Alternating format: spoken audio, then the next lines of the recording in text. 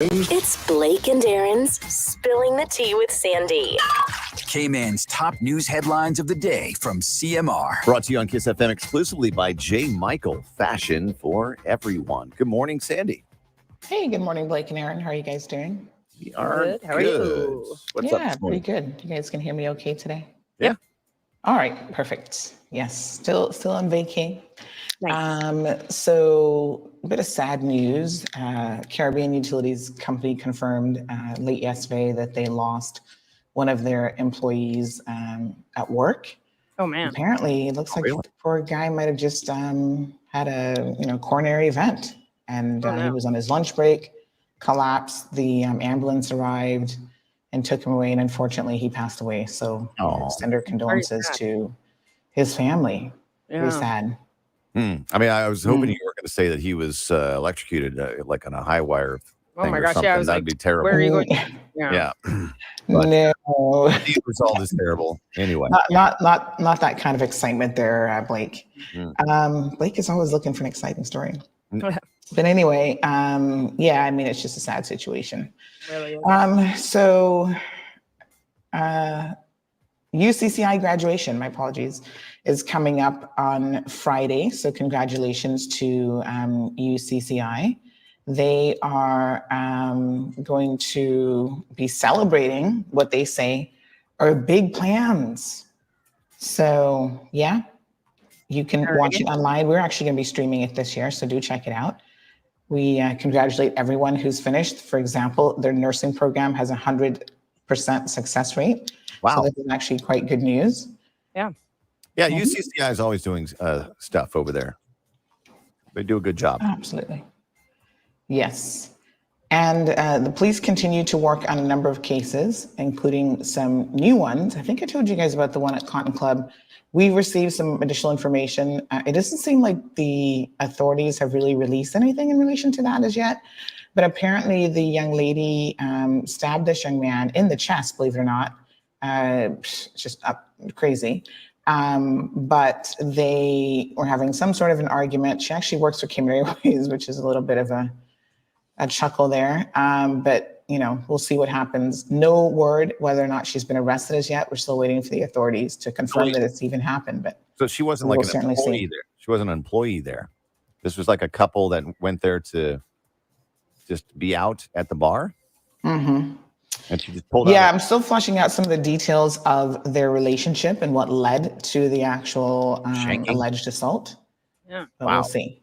Okay. Final tidbit of news. The official funeral for Captain Eldon Kirkernel is going to be held on July the 1st. So as you guys know, this will be a state funeral.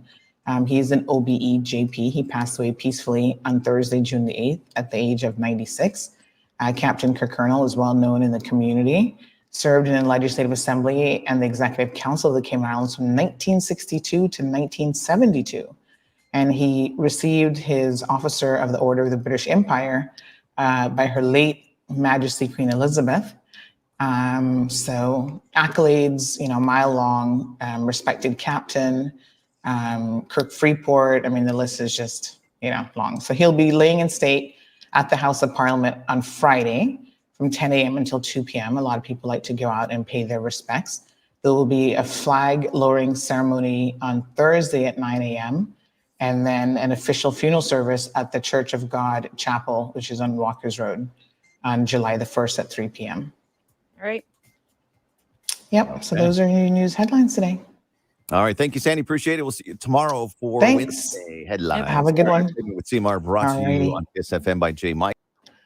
All right, folks, give me just a few minutes here. Let's get our links. You guys know I'm on vacay. So this computer is a laptop, not quite as fast as the other one. So let me just grab everything and then we're going to be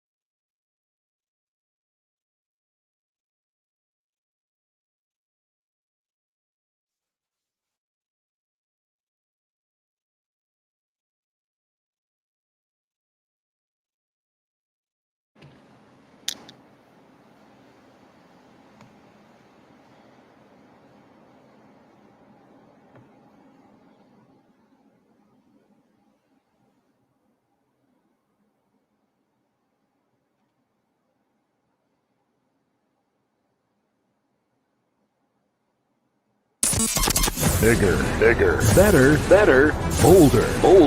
The cold, hard truth is taking talk to the next level. Right here on Bobo 89.1 FM, Cayman's Community Radio. We are still spilling the tea. And committed to being part of the change that Cayman so desperately needs. Join Sandy Hill weekdays from 7:30 a.m. for Premier Access, Cayman Voices, Truthful Thursdays, and much more. Cayman's #1 talk show is now bigger, better, bolder, and more than talk. Getting results with hot topics, consumer reports, court exposés, and more. I've come to set the record straight. I've come to shine the light on you. Let me introduce myself. I am the cold, hard truth.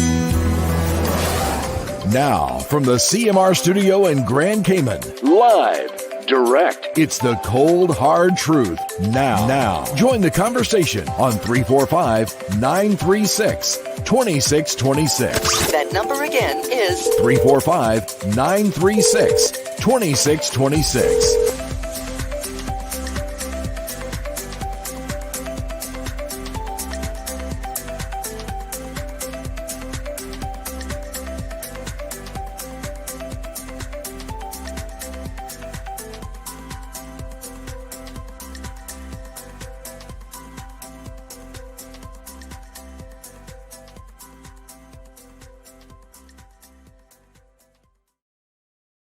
There at the Health City Cayman Islands. Of course, you know, it was interesting, and I'll bring Shamari here in a second, but it was really, really interesting to hear recently about the fact that, quite frankly,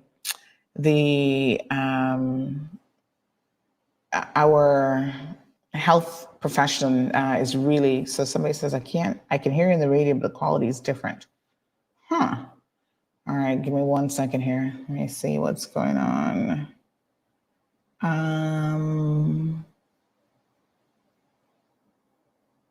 Okay, let me see. I guess you guys can tell me if that's any better or worse. Sorted. Okay. All righty. I'm getting multiple messages, but new computer. All right.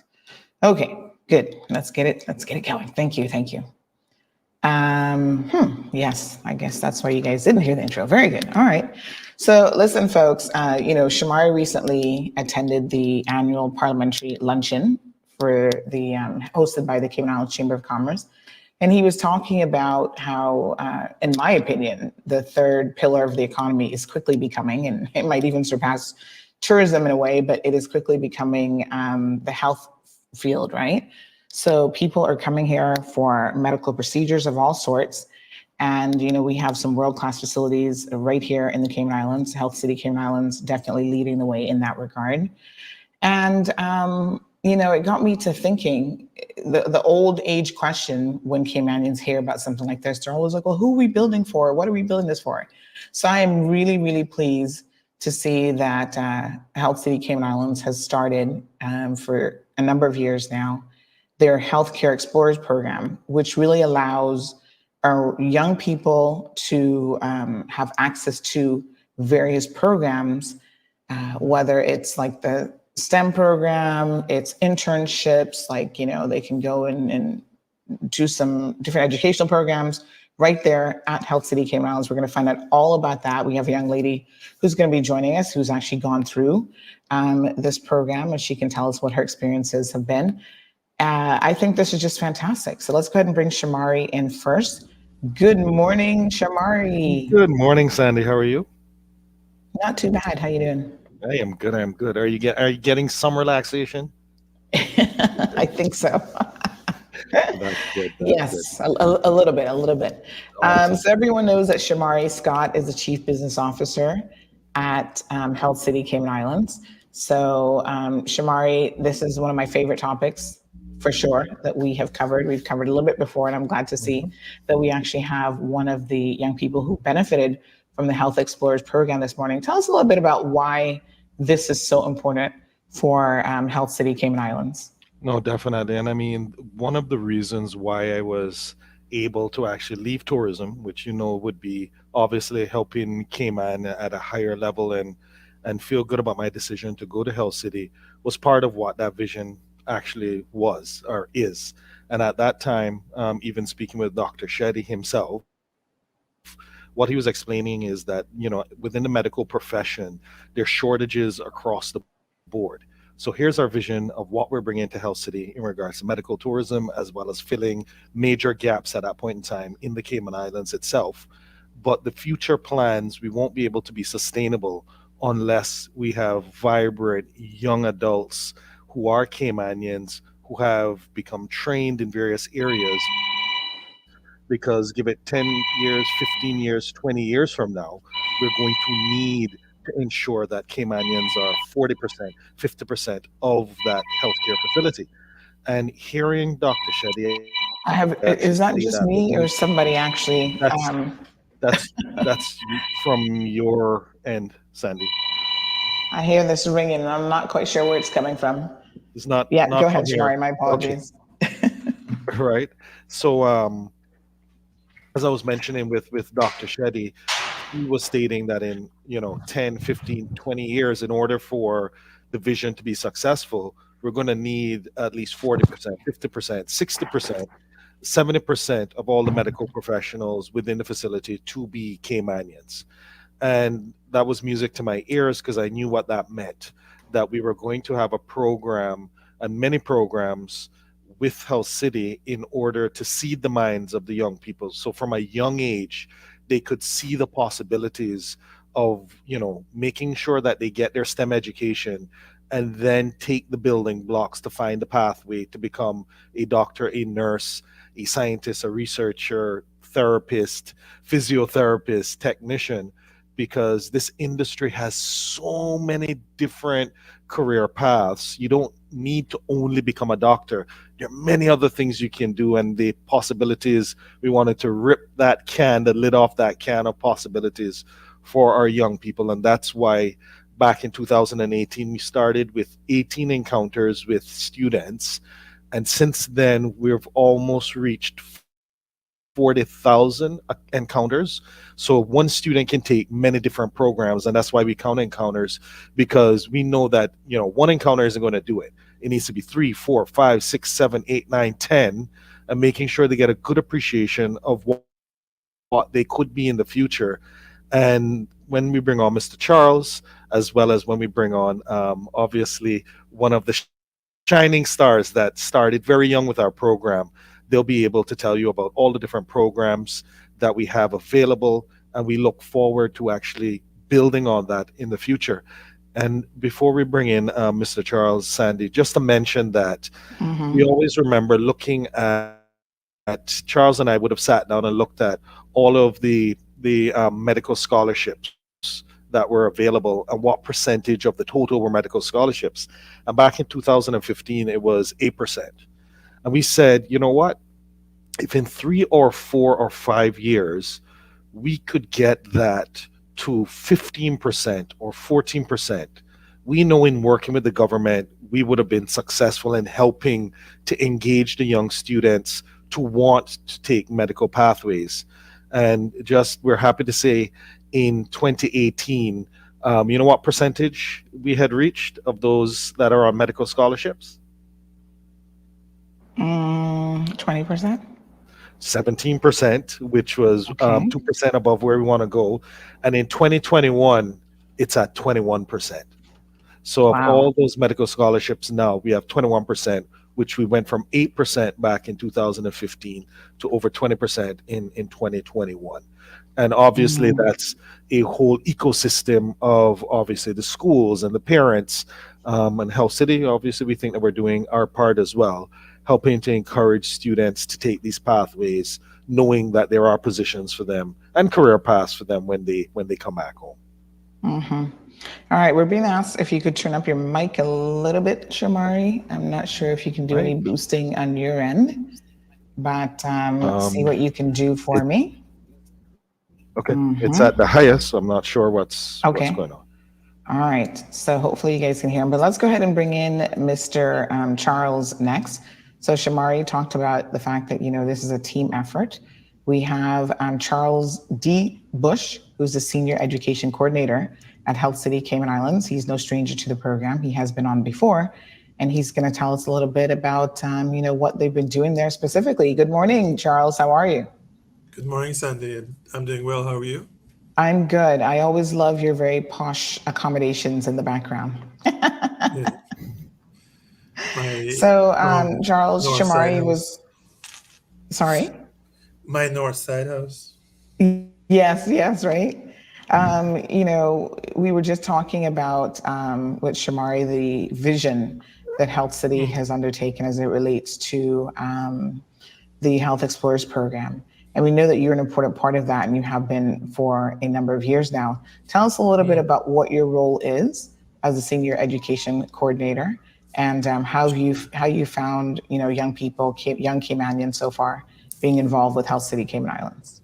Sure. As senior education coordinator, I've been involved from day one in June 2014, and my role is more of the day-to-day operational side of Healthcare Explorers, and working with the team to foster the various programs that we have, and looking every year at what new programs we can start that we may not have had the year before. For example, this year we've added science fairs in our primary schools, which we didn't have before, and those have been wonderfully received by our primary schools.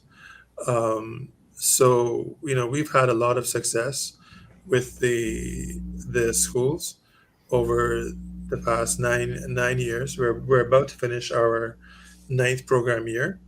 We will finish that at the end of next month.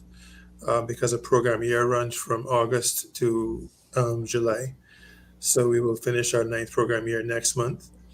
And we will finish that with over 39,600 encounters with students. And in this program year alone, we have achieved over 11,700 encounters. It's actually nearer to 11,800, I believe. Encounters with students, and that includes our on-demand videos, virtual field trips, science fairs, as I mentioned, which have been wonderfully received. Shadow a Doctor, which is a program that students just love, and we're so glad that we've been able to reintroduce Shadow a Doctor since last year, since the spring of 2023, which would have been last year. Sorry, spring of 2022, we were able to reintroduce Shadow a Doctor after the some of the pandemic precautions had been relaxed. So students really love that program. It allows them to come and spend 2 days at the hospital shadowing. And this summer we're focusing on, this June and July, we're focusing on Explorer internships. And then next month, our summer undergraduate research fellowship program begins. And that is for our university students. So that starts a week from Tuesday. And Sandy, just to mention, when Charles speaks about our on-demand videos, what this actually is Charles working with the science teachers to understand what's a part of the curriculum for this semester, and then figuring out ways that we can show. So, for instance, if they're studying light, then we'll figure out what within our facility can actually be a good lesson. And at one point in time, we actually had Dr. Sharath with the MRI machine showing how light and magnets actually allow the machine to work.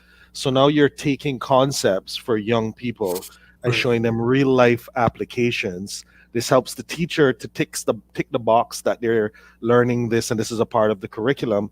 And now it helps us to show young people various aspects of the hospital that if you find science interesting, here's how you can actually apply it, and it really excites them, and they actually do better on their studies, which we've found. And even in the Office of Educational Standards, when they've given reports about science scores increasing, they'll actually mention the fact that, with Health City's program on-demand videos, the students are engaged and we're seeing great results, et cetera, et cetera. So that just really, that product takes a lot of time and effort from us to film it and have the doctors, but the fact that we can then extend that across primary schools or high schools and reach a lot more of the youth and get them excited about science is one of our core programs that we really, really enjoyed. Absolutely. And due to the fact that we had the actual capabilities prior to COVID of filming and going virtually inside the classrooms,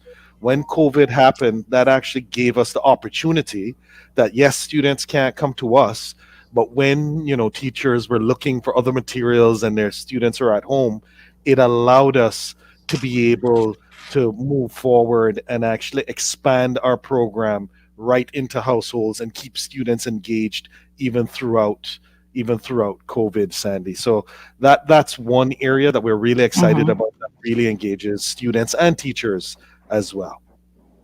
Wow, that sounds fantastic. Well, thank you so much for that. We'll go ahead and bring in Melanie now, if we can as well.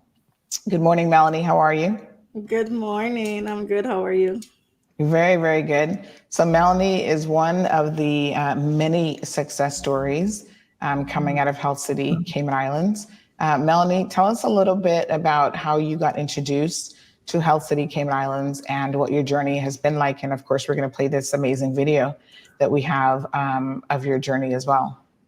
Well, I began in 2015, if I'm not mistaken. It all started at the Careers Fair. At the time, I was at HCCI. I was finishing my associate's degree. I was part of the dual enrollment program as a previous Jungary student back then. So I was finishing up my associate degree. The Careers Fair came to UCCI.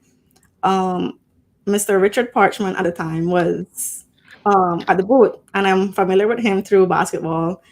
And he knew I was interested in going into medicine, and he's like, hey, we have this new program we have started. And that's where everything kind of got introduced to Health City. And I started that summer. I think they came around like April-ish, May. And that summer I was my first, I think it was like shadowing a doctor. I think it was like probably like a week long at the time.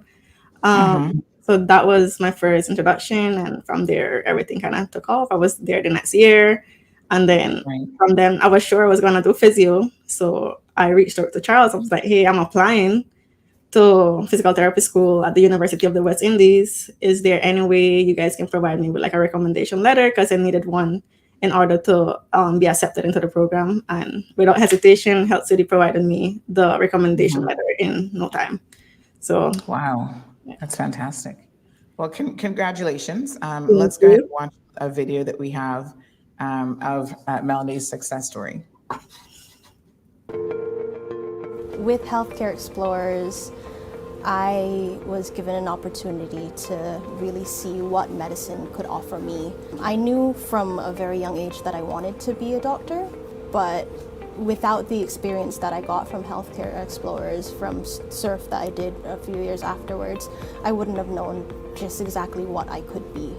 So I did SURF in 2016 or 15, one of them. I did it 3 times actually. When I first came, it was not all SURF, it was Healthcare Explorers, so it was just like a week long. And then when I came the following year, it was a month long. I always rotated in physiotherapy because I always knew I wanted to do physical therapy, so I chose the field I was interested in. Is that right? As part of my MBBS, is that right? In the final year, just you have keep to in mind I'm on here. An elective, which is basically experience outside of the university that you want before going into work. It's been a while since I've been back home. Now would be like the perfect opportunity to come back. after almost 2 years. So I wanted to get more experience in fields that I'm interested in that I didn't get to as part of my MBBS. So oncology I did in London, and then I decided to organize neurology and placement here. Reflecting back now from being a high school student to now, 5-10 years later, I'm now a physical therapist, licensed to practice. I would say, know what you want to do, and even if you don't, find something that you like. I would say definitely keep your mind open to the opportunities. While you're here, if you have the opportunity to be here, definitely immerse yourself as much as you can with the doctors, with the nurses, even the physiotherapists. They all have something to offer. Now that I've finally completed my degree, I have my bachelor's in physical therapy. One, it's relieving that the school part is finally over, and I'm finally where I want to be, practicing, treating patients, making a difference in the healthcare system. Me and two other students that got the opportunity to go to India, and it really helped me because that was the year before I started medicine. The next step is becoming a junior doctor in the UK. So in August, first week of August, I'll be starting my journey as a doctor.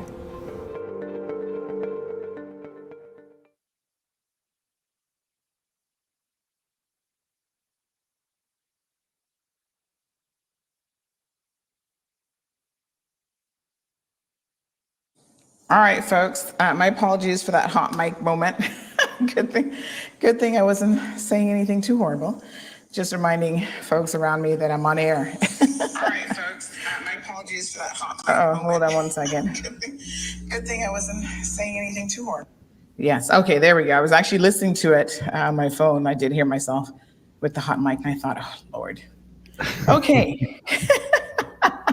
Growing pains. Melanie, Dr. Lexi, congratulations to you both. Two amazing success stories for sure. Of course, folks, don't forget that you can call into the program. We do have our phone working, 936-2626 is the telephone number. Angela says, what a wonderful job. Miss Marjorie is tuned in this morning as well. I don't know what Miss Marjorie is talking about. Hot dogs, but Miss Marjorie, we can't help you with that one this morning. Miss Morna, good morning. And, we have some amazing success stories here with our young people who are obviously have gone through the Health Explorers program at Health City Cayman Islands. So they've invested and committed to an educational program, and it spans across a different number of Health Explorers programs. Let's talk about some of the partnerships as well, Shamari, that have made this possible. Definitely. And Sandy, just to mention that they're obviously, to do a great job, you have to have many different partnerships. So throughout the public schools, from the inception, especially when we started with, I always get the primary schools, because it used to be West Bay Primary back when I'm growing up, and I'm guessing I've reached the age with all of the new names. But West Bay Primary and with Miss Bush, she really was the first, because she was in charge of their science program, to really accept it, come on board. She was a part of one of the videos, and then through her, we really started to get the momentum through the other primary schools, as well as the government high schools, whether it's Clifton Hunter and John Gray. Their science lead has really been excited about our program. And from there, we've also gotten into the private schools as well, from a primary perspective, and have been doing various programs with them. And from the inception of the nursing school at UCCI, we've had connections with them within Health City, and it's only grown since then, to the point where now that they're celebrating a major milestone, we went ahead and secured some budget to be the major sponsor of that, just because we're proud of all of our Caymanian nurses, no matter where you end up. So at the end of the day, we just want to give as many pathways as possible. If you come work for Health City, that's great. But even if you go to other medical institutions, at the end of the day, that's just helping us to Caymanianize the entire medical fraternity, and we're happy to play our role in that part as well. And we look forward to any other entity that would like to partner with us if it has to do with helping young people from a STEM perspective, from a medical perspective, we're all for it here at Hill City. Right. Okay. Wonderful. So let's go through. There's quite a few programs. Can you go through for me, Charles, some of these? Shamari, I'm sure will help out and explain exactly what each one is. We're starting with the Explorer internships. Yeah, sure. Explorer internships. We do those in June every year, and those are for students who have already done SURF, the Summer Undergraduate Research Fellowship, and it's a more advanced internship.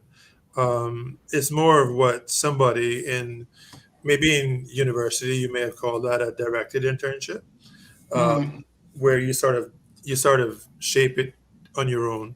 You sort of steer that one on your own, but it's a very advanced internship. Virtual field trips. Virtual field trips happen by the students and the teacher remaining at school, and we join them by Zoom, and we show a video, and then there's a live question and answer session with the consultant to explain the video. And the video is one of our on-demand videos. So what happens is that the teacher chooses which one of the videos they want to be shown during the virtual field trip. And on-campus field trip is exactly what it sounds like. And we have one this morning at 10 a.m. Where the students come here, and we're very excited that we're now able to resume those. Of course, we go to all the careers fairs, including the ones on the Lehman Scott fair on the BRAC every year. We do the secondary school work experience. Those are arranged by the schools who approach us. Actually, right now, this week, we're hosting St. Ignatius students. We have 5 of them on campus. Last week, we hosted 5 Clifton Hunter students. Shadow a doctor or nurse is what I was explaining earlier. That's a 2-day program offered during school breaks, where a student can shadow a doctor or nurse in an area of their choosing. And students can actually do that program more than once, and many students do. This program sort of has a life of its own. We don't tend to need to advertise it very much.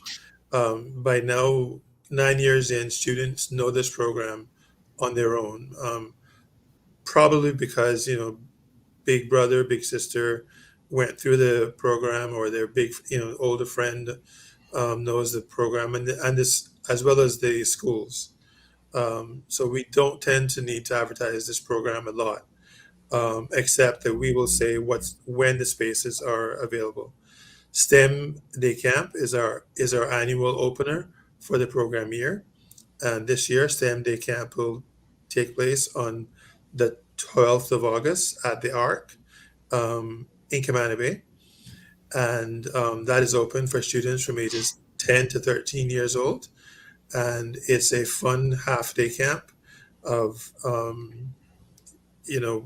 looking at the various applications of STEM, particularly as it has to do with the medical field, and it's always very well received by the students, who have lots of fun. There's opportunity to win prizes, and we will be opening the application process for STEM Day Camp very, very soon. SURF, I mentioned before. SURF begins this year on July 4th. We just finished the last round of last round of interviews last week, and offers went out yesterday, and those acceptances now are coming in this morning. I just saw a few emails. So this year it looks like we'll have the largest cohort that we've had in several years, if not the largest period. And SURF is a month-long fellowship where students work on a case study, and they also shadow consultants and meet with their mentors. So it's a very rigorous fellowship. and students, we always have consistent outcomes in 2 areas. And like Melanie said, she did surf 2 times. We always have consistent outcomes in improvement in writing skills, because we offer writing workshops every time, and a improvement in research skills. And many students have said that this has helped them when they've gone back to university. And we also accept students who are high school graduates who have a confirmed placement for university in the coming fall. And they have consistently said this helps to prepare them for university life. And of course, we have our academic grants and graduation awards. We do have in-house grants that we offer, and through UCCI we offer need-based STEM grants to students of UCCI. And then we have various graduation awards through the or at the public high schools. We offer the top science student award at all the public high schools. We also offer the most improved science student award. At the School of Nursing, we offer the Mary J. Seacole Award annually at the capping and pinning ceremony, and that is for the first year student with the highest GPA. And of course, at this Thursday's commencement ceremony, we will be bestowing the Health City UCCI Outstanding School of Nursing Alumni Award to a well-deserved alumni of the School of Nursing. So we look forward to giving that award out on Thursday. And we have, of course, our science fairs. Science fairs take place in our high schools and our primary schools. So we're very excited to have launched that this year. It's taken a lot of collaboration between the schools and the education department here at the hospital, and it's gone extremely well. And of course, there's always things that we can do better, and we've taken note of that for the next academic year. So we're just very, very excited about the various ways that we can help to improve STEM education in the schools, and also to inspire our youngsters to consider the medical and allied health fields as options. Wow. Shamari, this is quite an extensive list of Definitely, programs that you have available. And Sandy, just to mention, like even when it comes to the grants, what we do is we sat at the time with a member, Donette, from UCCI, to understand what the issues are. Because obviously, if you're a Caymanian, you're able to get funding from the government to go to school to become a nurse. So we wanted to, not duplicate efforts, but understand if there were any issues. And she would give examples such as, yes, the student may have enough money to have a scholarship to come to school, but if they are a single mother and for whatever reason they're not able to afford 2 months of their rent, this student may need to drop out of the nursing program in order to figure out going to work to be able to pay the 2 months. So we worked out a scenario whereby if there are situations like that where the government potentially won't come in quick enough to give the help so that student doesn't drop out, that we will fill that gap to ensure that that young person is able to successfully complete their studies to then jumpstart their career. So those are the types of areas that we're excited about, that we're actually filling a specific need at that point in time that nobody else potentially could fill, that helps our young people to achieve their goals within the medical pathways. Amazing, truly amazing. Thank you so much for that. Again, very, very extensive list of programs. So I'm sure that people are listening this morning. We see a few people saying, wow, this is amazing. How can they take advantage of, if they have a student who might be interested? And sometimes it's not that it's just that you want to explore what your options are. So if a young person or a parent is listening and they want to explore this, how can they get a hold of Charles or anyone else really that can give them some additional information? And Sandy, before Charles gives you his list, that's an interesting point you make, because it's obviously we're going to be successful if we get people to take these medical pathways, but we also think success happens if there is a young person who thought they may want to go down this pathway, but then they get some real life experience and say, you know what, actually I can't stand the sight of blood or this area. Let me figure out another pathway in another industry. So you don't have students that at certain ages may necessarily, go down a pathway and then 4 or 5 years later say, no, this is not for me. We are giving them at the right age, the right experience, so that they can make those determinations for themselves. Sorry, go ahead, Charles, and you can give your contact details. Right. And I would just echo Shamari's point, and this happens during our Shadow a Doctor program when we sit with the students after the second day or at the end of the second day. Some students say, I thought I would be excited, I thought I would feel this way, but I don't like it. Okay, we always just meet the students where they are, listen, and help them to figure out what that means for them, and help them to figure out where they want to go from there. Sometimes it may mean, well, they don't want to be in a surgical area, for example, so they want to come back and maybe do like lab or radiology. Sometimes it means they don't want to do medicine at all, as Shamari says, and that's fine. We always tell students that an internship is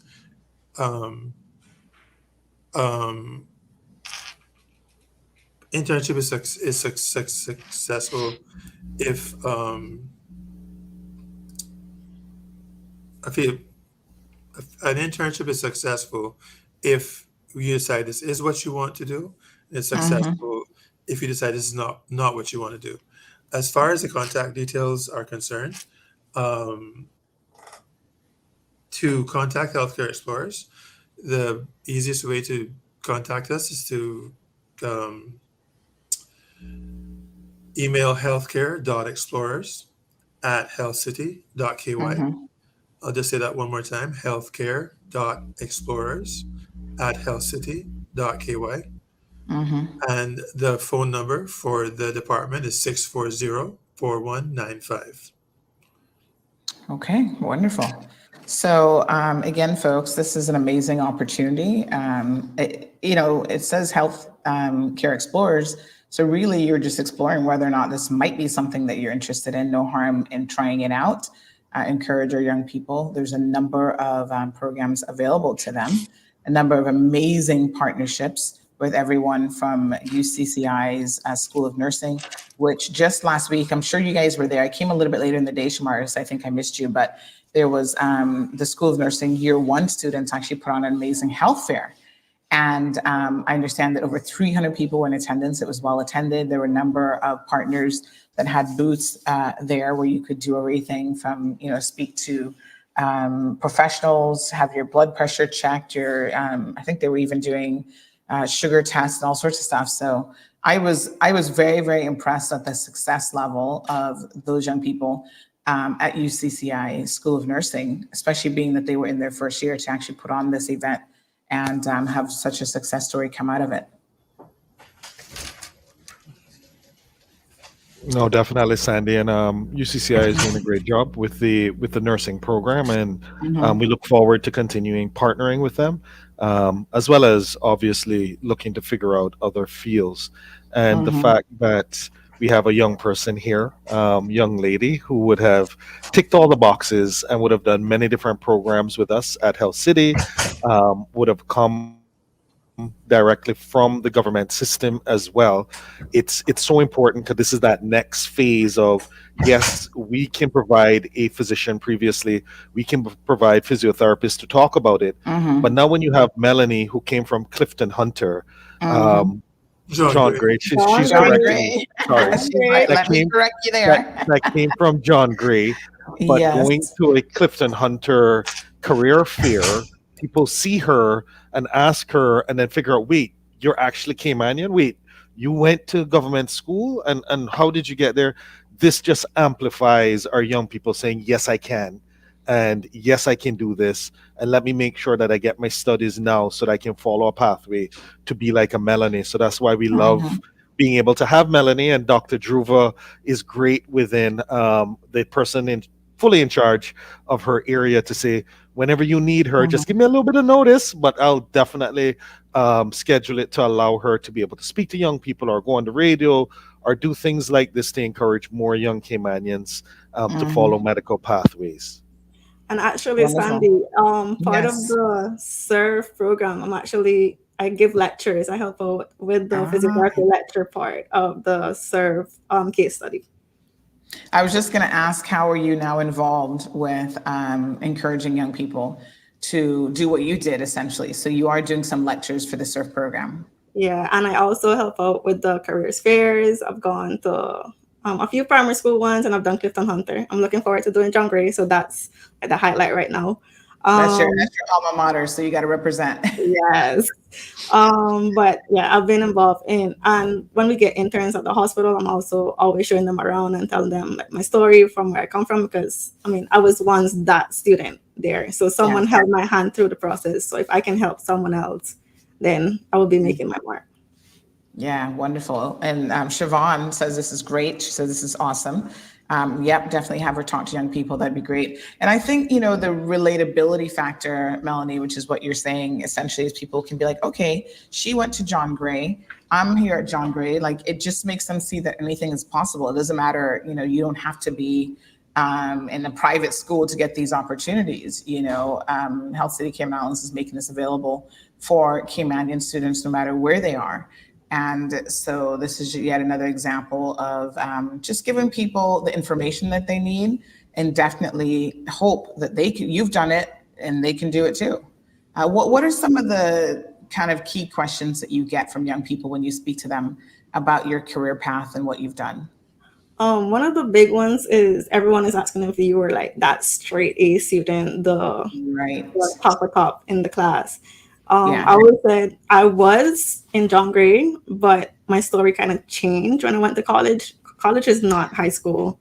It was always you will have a lot of stumbling blocks, and I always say it's not how you trip up, it's how you get back up. You have to dust off, and you have to remember your goal at the end of it. And it's not easy. I always tell them it's not easy to get where I was. I cried a lot. There are many times I wanted to give up. Like my mom can tell you, like I called her many times. I was like, I don't want to do this anymore. But so tell us a little bit about the college journey. How was that different? Again, this could help maybe some young people prepare, but what did you find difficult about college? So I went into a Jamaican system of education. So if anyone knows, the Jamaican system is not the easiest one. Their students are all top students. So to even get into the program, it was hard to get into the program. It's interview process. They're looking at your grades, the way that the big question was, why do you even want to be in the program? And they're shortlisting everything to even get in the program.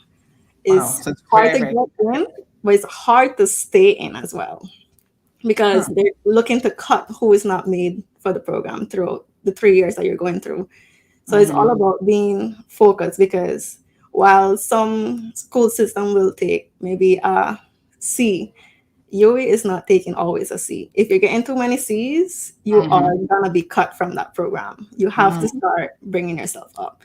So yes, you'll be the parties. Yes, you'll be the social life of college. Get involved in all of those. It's all part of the experience. But also remember why you are in college. Why you went there in the first place. And don't waste your parents' money. Don't waste whoever is paying for your college education. Don't waste that. Wow. That's so interesting. You talk about the competitive nature of a Caribbean school, which I'm glad to hear, because I think, sometimes people think of Caribbean institutions. Shamari, you probably experienced this in your professional life. People think of Caribbean, institutions as different. I went to the Cayman Islands Law School, and obviously it's actually a Liverpool-based program. It's just that it's instructed and taught in the Cayman Islands. And we would sometimes have students come from Jamaica and other Caribbean islands because they couldn't get into Norman Manley Law School because, again, it's so competitive. It was always full.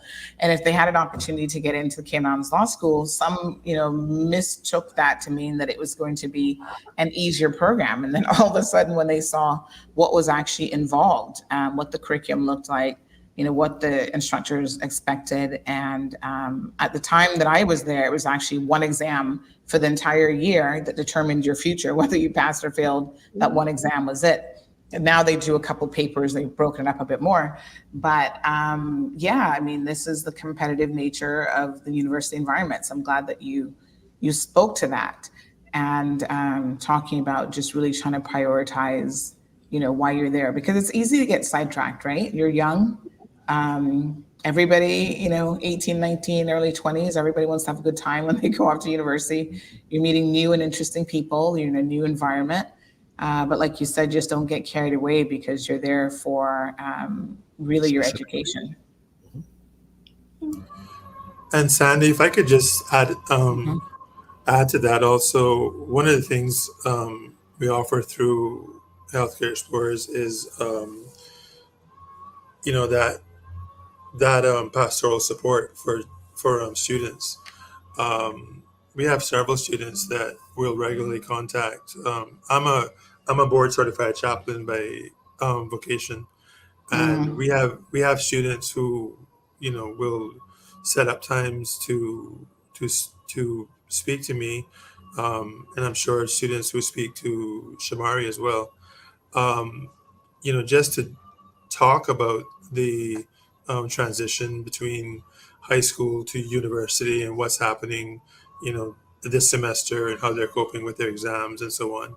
And we do provide that support, that mentorship that they may need, because it is still true that there are a number of students attending university, whether here or overseas, who are first generation university students. And without taking anything away from the love that mom and dad have for them and the emotional support that mom and dad give to them, mom and dad are not able to speak to the reality of university life.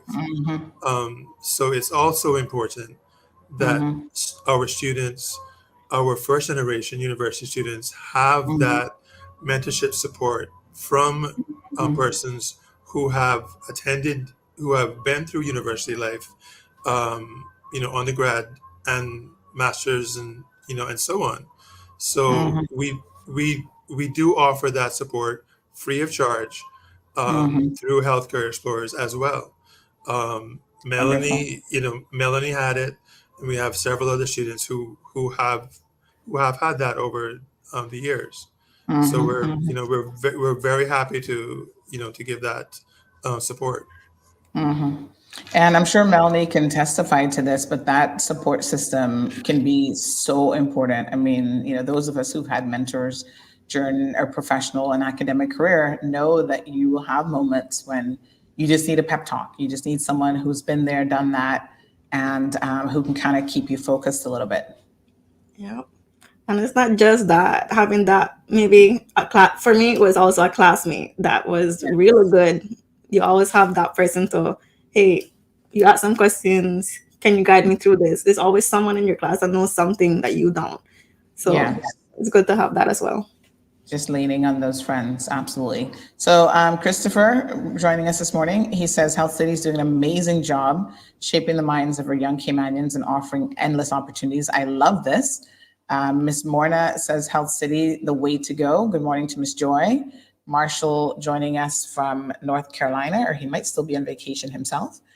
Kim, good morning to you. She's in the nursing. She says she's a private medical assistant nurse that takes care of people in their homes, that don't want to go to nursing homes. So thank you so much, Kim. Siobhan, Keyman Detailing, Damaris joining us from New York. Let me see, Miss Barbara is here as well. Sophia says good morning to everyone. Well done, says Diane Smith. Is that your mama? That's my mom. She is obviously very proud. Shaquille says, big up to HCCI. They helped me with my career path. Shaquille Connor, so wonderful to hear. And we've got Siobhan saying, really enjoying the show this morning. To be honest, I love hearing about people's success stories. So this is awesome. I'm happy that Health City is doing an amazing job with programs and progression. So I know you guys will maintain the momentum, Shamari and Charles. Is there anything new that you might be adding in the next year or any further expansions that we could be looking forward to? Well, I mean, the one that we really got excited about was getting into the primary schools with the health fairs that we were doing, the science fairs, to be able to get all of the students throughout to engage projects, to have those projects voted on, to get prizes. So from a very young age now, they're seeing, the rewards of actually putting in the effort behind science. And then we're obviously going to follow that up, getting them into the hospital, getting to speak to them directly, getting them to speak to nurses, the Melanies of the world, and hopefully getting a new cadre of young medical professionals in a decade to 15 to 20 years. But one thing we always do, and we're going to sit down shortly to do it, is look at our goals for the program, whether or not we're achieving it, what we can do better, and figuring out how we can even get them more engaged. We have a new employee with us as well in the Healthcare Explorers space. And by having that new employee, she's younger than both of us. So she's bringing some new innovative ideas, even about the materials for like the younger kids, to get them more engaged. Charles has been doing a great job. So for instance, he knows that I'm saying, I don't want to just go to a fair, for a careers fair, and for you just to sit there and talk to them. So this is where we got the VR goggles, and they're doing remote surgeries and the such, and actually seeing things in virtual reality. And that's the type of engagement we want. So we look forward to always being innovative and just making the field as exciting to young people as it is, to hopefully get as many as possible. I don't know, Charles, if you want to add to that. No, well, you mentioned our new employees. So if you could get your virtual applause ready, Sandy. Yes, absolutely. Give a shout out to Shakira Connor. Who she has been with the hospital. Shamar, you might have to help me here. She has been with the hospital for 6 years before joining healthcare, the education department. I think it's 6 years, right, Shamar? Yeah, it's around 6 years. She would have been very young, out of school when she joined us. Did various areas in the front of house in the hospital, so got some good experience.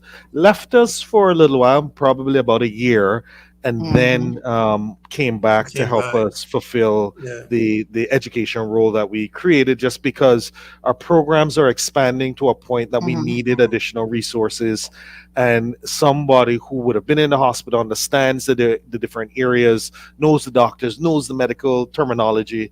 When she was in the front of house, she was always very engaged when we had tours and the such. We knew it would have been the perfect opportunity to give her that chance to be a part. She's been a wonderful addition and doing great things in that department with Charles as well. Absolutely. Wonderful. So let's do that applause. Oh, hold on. Where's my applause button? 1 second.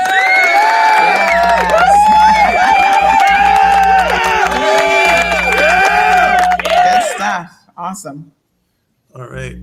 Yeah, so she's been making a real difference, and innovating it, joining us with innovating and thought partnership.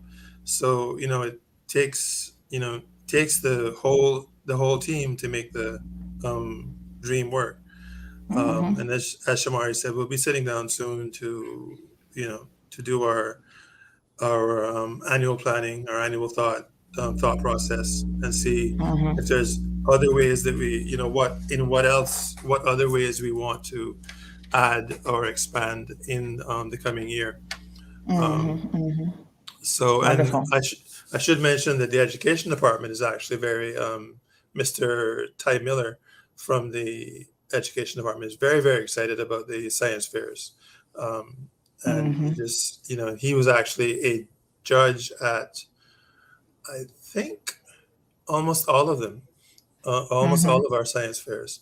So he's very excited about this science fair. So, we're looking to fine tune those for the next academic year, and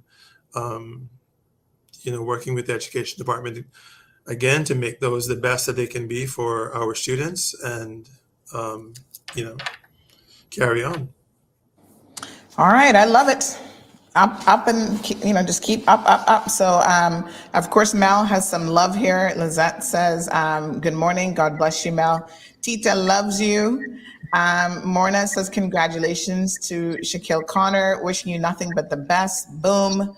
Patricia is in the comment section. Says, "Great show, everyone. Shamari and Charles, it's encouraging what you do." So I know one thing about the HCCI team is there's a lot of moving parts. There's a lot of people behind the background who you may not see. So, of course, congratulations and thank you to all of them as well. Even this segment, they're on here every single week.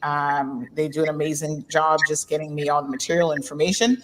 Johan is in the comment section. He says, having HCCI in Cayman has given the quality of service, world-class doctors, the training opportunities, and genuine interest in the development of Caymanians in the medical profession, and it's a blessing. Good morning to Miss Dean. She says, "Good morning, Sandy," and the CMR community. So thank you guys so much for, again, this amazing segment. I just want to remind people that Melanie has been sitting here in case you missed some of what she has done. She's actually participated in the SURF program 3 times. She did her internship at Health City Cayman Islands.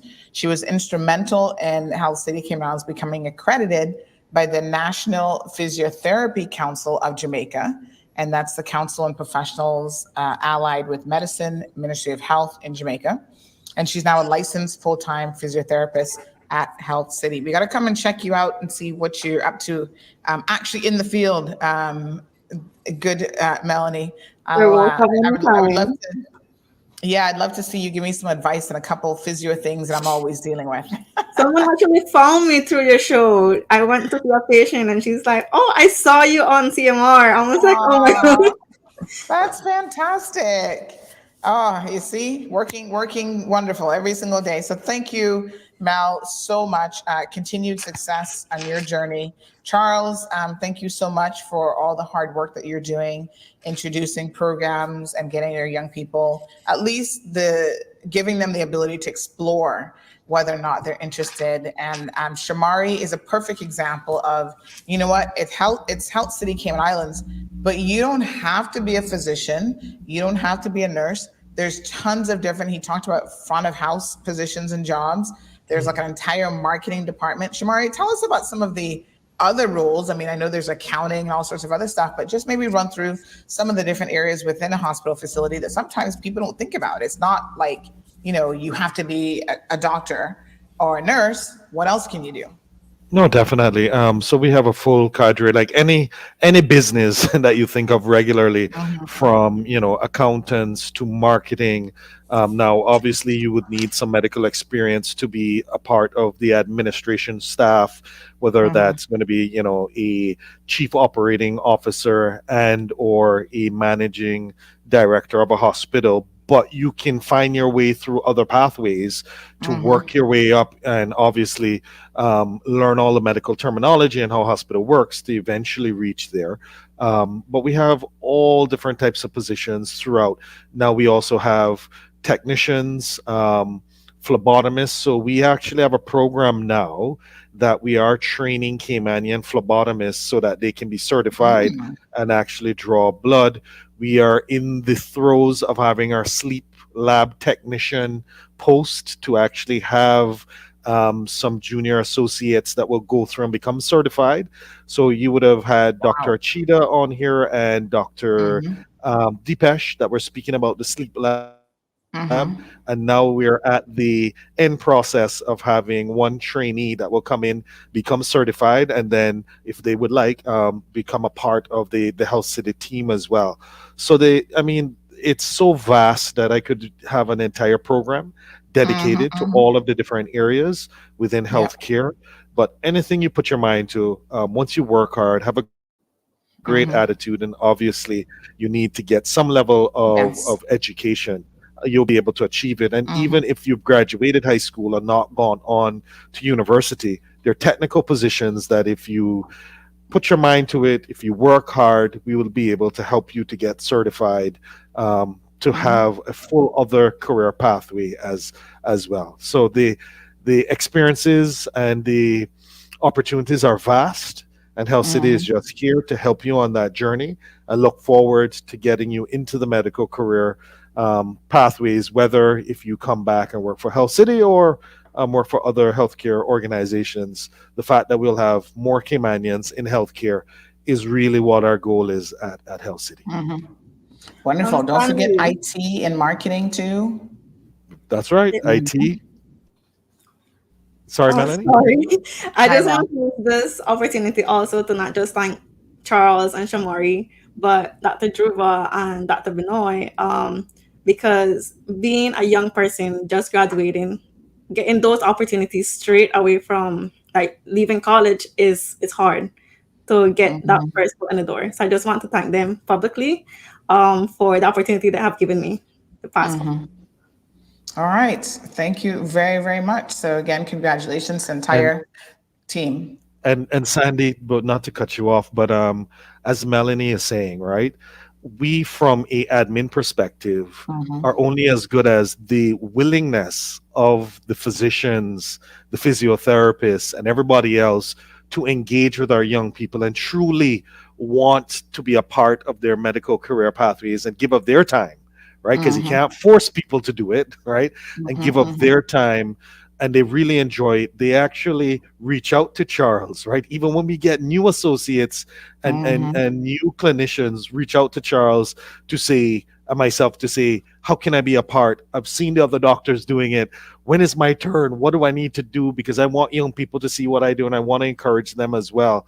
So the fact that we have medical professionals that go above and beyond to help young people is part of that secret sauce that we have. And to Melanie's point, we got to thank the entire medical staff for giving up their time to be able to touch young minds and hearts as well.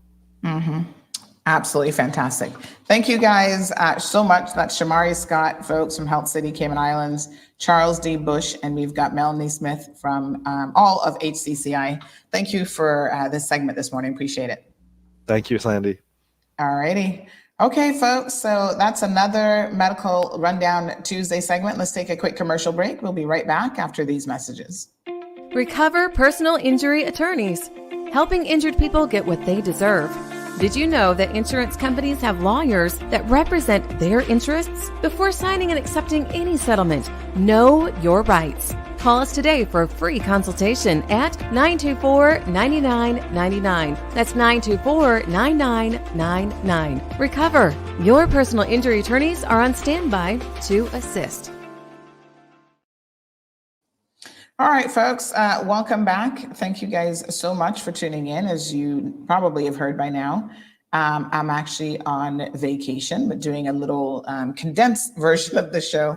We'll go right up until 9:30. So we got a lot of ground to cover. Hope that you guys are doing well on this beautiful Tuesday morning. Let me turn on my camera because I know y'all like to see me. Y'all like to see what's going on. There we go. Yes. So good morning to Miss Dorothy. Donna says, look at my girl, Mel. I'm super proud of you and your accomplishments. Continue to stay focused on your goals. You are just brilliant and shining like a diamond. I love you so much. You make us all proud. Aw. In case Mel missed that, will somebody let Mel know? This absolutely wonderful, positive comment. So let's go through a couple news headlines this morning. And then there's a couple things that we had on yesterday's agenda, but because it's a shortened show, we definitely didn't get through everything. Our condolences to the family of the gentleman that passed away. That passed away at Caribbean Utilities Company yesterday. Very, very saddened to hear of this. A statement was made by CUC, essentially saying that he was on his lunch break. I had heard about it as early as, we held off posting anything because we're trying to figure out exactly what was going on. But I can tell you guys that we'd heard about it as early as, let me see. It was early afternoon. No, it was actually early in the morning. Well, afternoon, my apologies, about 12:26. Someone said something's happening at CUC. There's police, fire, ambulance in a frenzy around there. And so it turns out that a gentleman who worked there actually collapsed. Just a really sad situation. Looks like it was probably just a coronary incident. These things happen, unfortunately. And we certainly extend our condolences to him. Now, I want to explain something and then issue a bit of an apology as well, because at one point there was a name mentioned in the article that should not have been. And how this came about is, like I said, you guys know that I'm actually on vacation. And there were a lot of messages as we got into the afternoon hours that were coming in quite frantically, like, Sandy, have you heard that a guy died at CUC? Everybody's asking me, I'm trying to get information. And I'm actually passing it all on to Renee so that she can actually put up the story. In case you haven't noticed, Renee does probably the vast majority of stories on the website.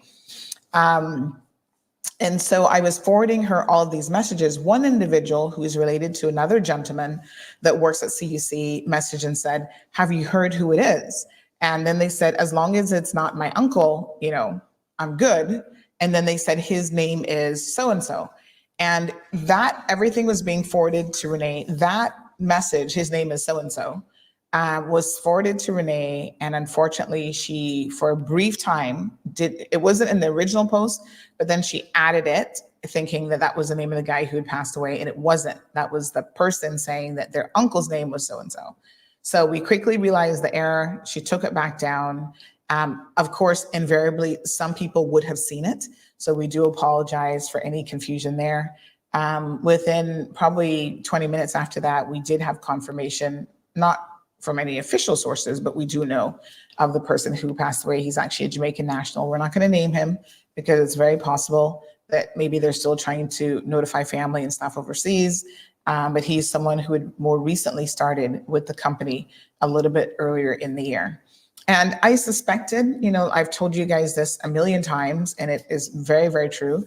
Had this person been a Caymanian, we would know pretty much right away. So you can rest assured, because I think the curiosity when people say, well, who is it? Who is it?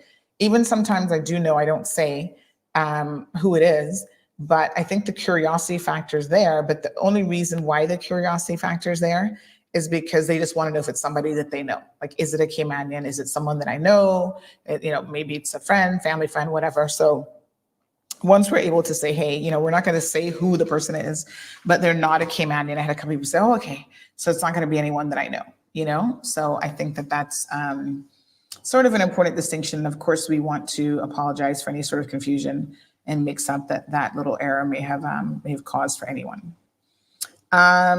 So yes, really, really sad situation. CUC essentially said that he was on his lunch break around 12 o'clock and he just collapsed. And there was efforts by obviously the medical professionals to resuscitate him. And unfortunately, they were not successful in doing so. So really sad, but these coronary events, folks, can happen absolutely anywhere. All right. Alejandro says condolences to his family. Absolutely. I mean, he doesn't look particularly, he doesn't look that old, but again, coronary events can happen at any time. Probably next week, we're going to have Kevin Watler come in and talk about his health situation. He was just reminding us recently that it's been, Kevin, is it 8 years already that he had his surgery? And he was actually doing a little video. I don't know if he shared that on Instagram, but he was actually doing a little video on his own healthcare journey. He actually had a heart condition and he didn't even know that he had this heart condition, but his body was giving him signs, as it turns out. And you'll hear his entire story because I think it's so fascinating. But his body was indeed giving him signs that something was wrong. And so, yeah, there you have it. Just absolutely crazy. So someone is messaging me this morning about the sister islands. We'll talk about that here in just a second. But there is something else that I want to address. You guys might remember this story. Remember a stapler thief? This was one of those stories where this guy went into a local office supply store, stole a stapler, left, didn't come back to pay for it or anything like that. They reached out to us to help identify who he was. We found him in pretty short amount of time. And his name, let me just get it for you, is Mr. Reed. And you guys are not going to believe what he is doing. So he's a bartender. He probably still works here in the Cayman Islands. I'd be curious to know if he's still here because, these employers, some employers have a different standard for how they operate. So a lot of them would have fired a Caymanian for stealing a stapler, as simple as that might sound. But if it's an expat and a work permit, they're not going to get rid of them. They'll find excuses. And so what he has been doing, let me get his picture here for you so I can show you guys. What his name is Reed Parker. What Reed Parker has been doing is he has been going around. He first went to Facebook. He complained to Facebook that our post was copyright infringement because we had used a photo that his employer had up. So he's trying to claim that he owns the photo, which he doesn't. It's actually the employer more than him. But in any event, he is he's going around now trying to erase his online presence about the situation. And the way that these people do it, it's not the first time that it's happened. We actually had, remember the dentist and his wife during COVID, when they did the exact same thing. They went and complained to our website hosting company about, copyright infringement. And they're hoping that it'll take down the entire article. But, we're happy to say that we're a little bit smarter than that. Even if we have to take a photo down, I can assure you the article will not come down. So let me show you his picture, just in case y'all have forgotten exactly who he is. These are some of the tactics, the underhanded tactics that individuals come here and avail themselves of whilst here in the Cayman Islands, carrying on this type of behavior. So let me refresh your memory. Let's make sure that we know the thieves among us and exactly what it is that they're capable of. So there he is, caught on CCTV footage, stealing a stapler, walking right out the door with his coffee in hand. And at the time, so many of his friends wanted to whitewash the situation. And I do mean that exactly how you heard it, defending him to the tilts. So now every time somebody Googles his name, I'm sure this story is coming up, as it should. And he wants that to not happen. So he has complained to Facebook. Facebook, unfortunately, took the post down, but we're going to repost it without the offending picture, because this is, I want to make my position very, very clear, folks. Okay? I don't care who you are. I don't care if you're a millionaire. I don't care if you're Jaron Carter. Good old cousin Jaron needs to get his life together, but he is, no worse or better just because he is a Caymanian young man. You understand what I'm saying? But these people try to be slick with it. So what this guy has done, he's actually created this fake uniregistry, which you guys know is they manage and own the .ky domain here in the Cayman Islands. He's created it called secret.ky. Go check it out. There's absolutely nothing there. But he's done that so that he can set up an email address. You guys need to understand the magnitude that these people will go to try to cover their wrongdoings and cover their tracks. So he set up this fake email address, this fake domain, to be able to contact my hosting company who hosts my website and complain about us having a copyrighted photo up just so that he can try and get the story taken down. Someone has told him, I guess, that this works and this is the way to go about it. It doesn't work with me, honey child, because there's always more than one way to slice that banana. And so we might not be slicing it straight across. We're going to dice it up in a different way, but we're going to get it done. And we're going to expose people like you, Mr. Reed. What's his name again? Hold on one second. Let me just tell you his full name.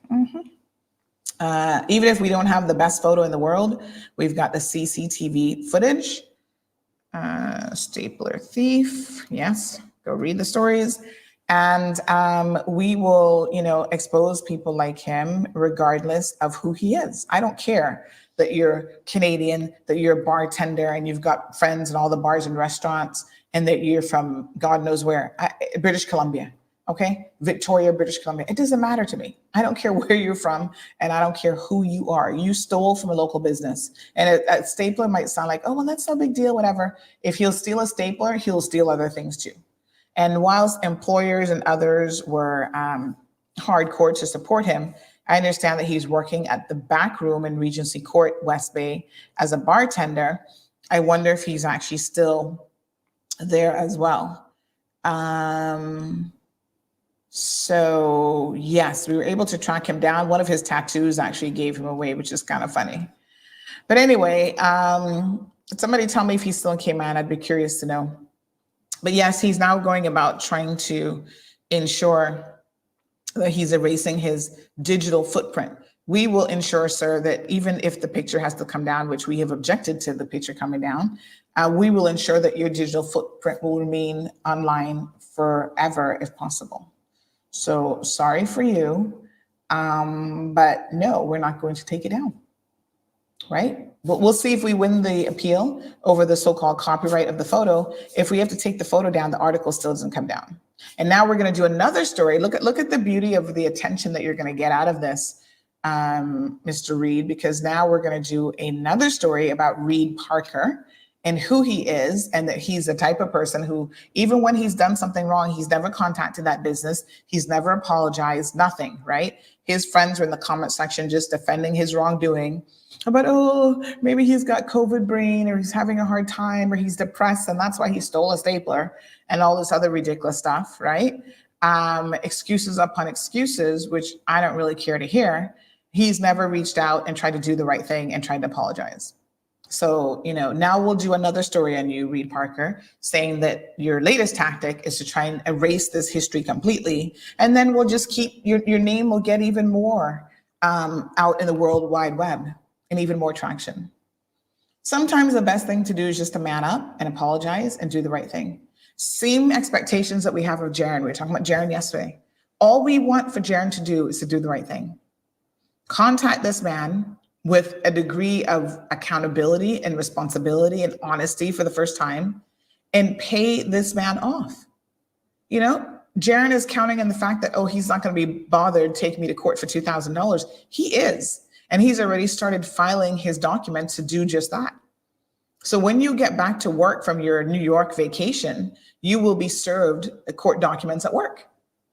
And you'll have to now take time off of work to show up to the court to defend a lawsuit which you don't have a chance in hell of actually winning. You've admitted to everything. You just need to pay the man. So, sometimes I saw, poor Jaron, he's so misdirected. He made a comment about, oh, he hopes that that someone will show me, what was the term that he used? Sympathy. When I do something like this. I said, no. I don't want people to show me sympathy.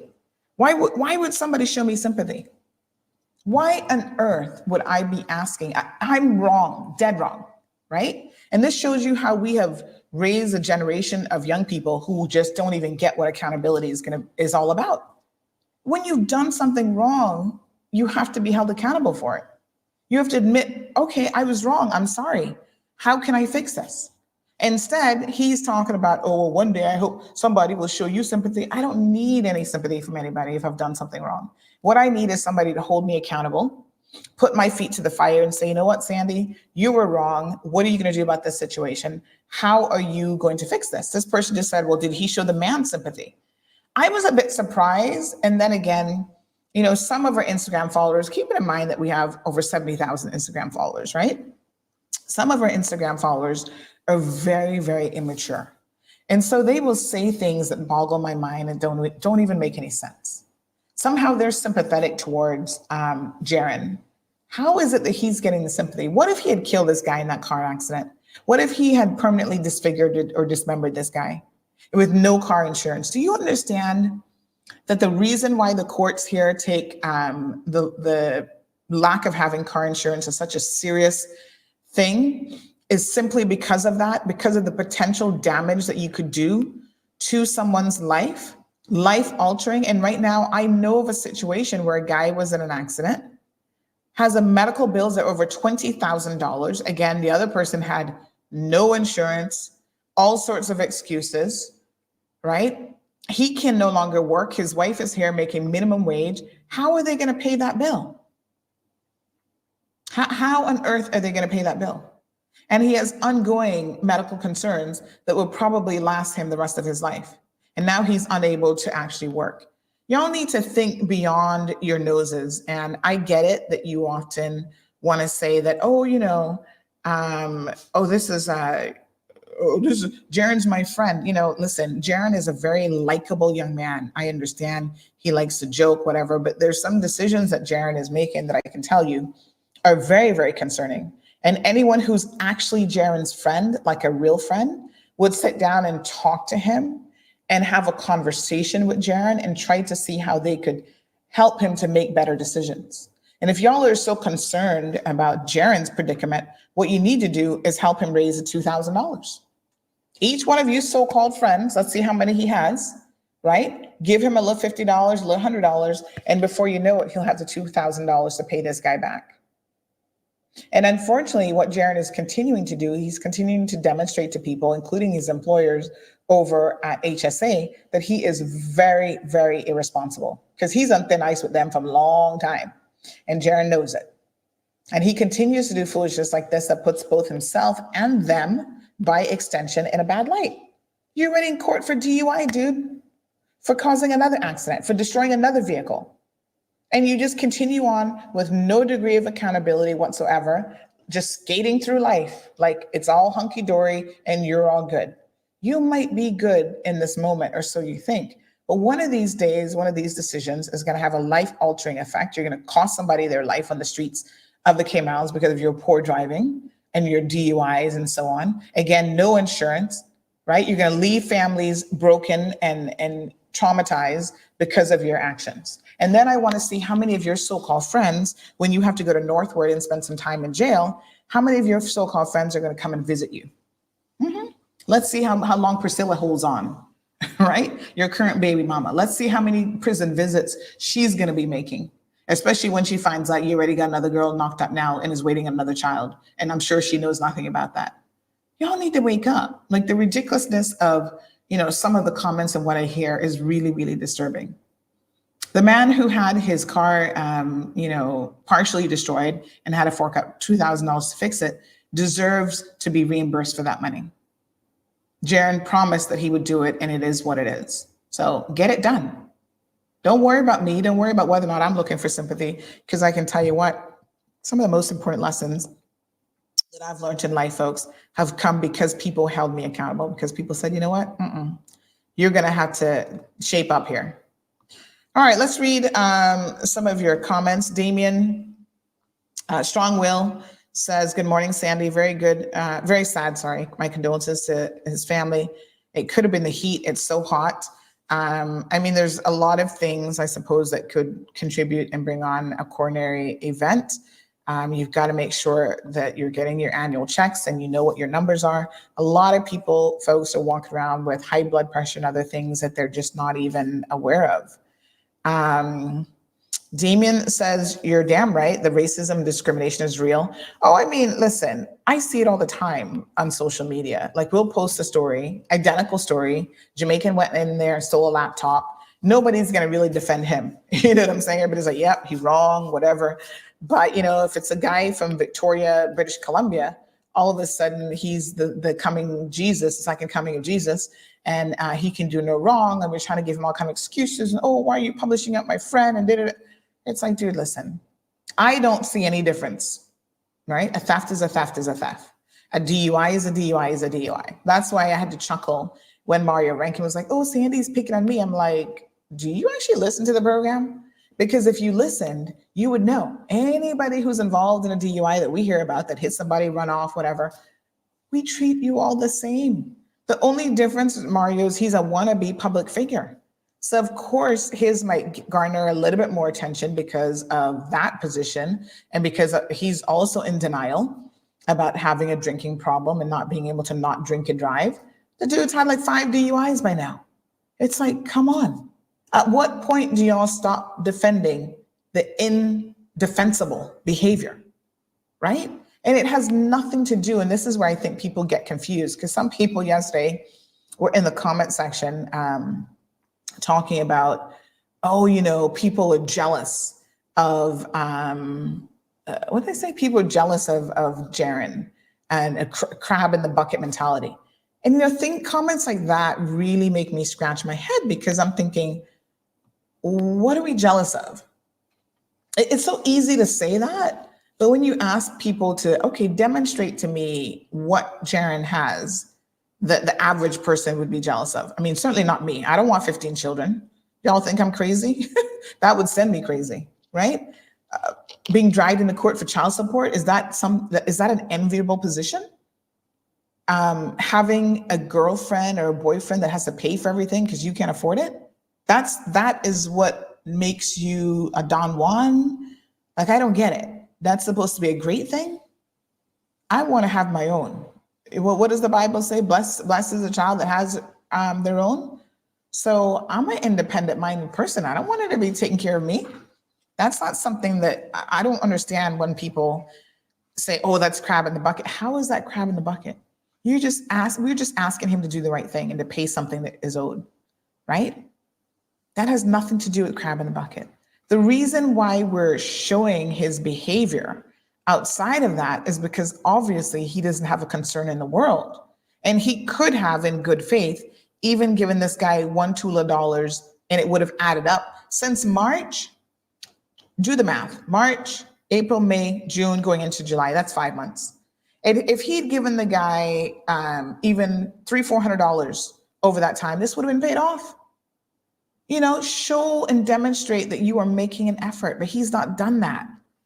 So I don't know what crab in the bucket y'all are talking about and who's supposed to be jealous of this kind of lifestyle, but y'all are crazy. That's all I can say. Good morning, Miss Dorothy. She says, handsome dude. And again, it makes no difference to me what they look like. Some thieves are good looking people and some are not, and it just doesn't matter. A thief is a thief. RD says, oh, you know, he's still here.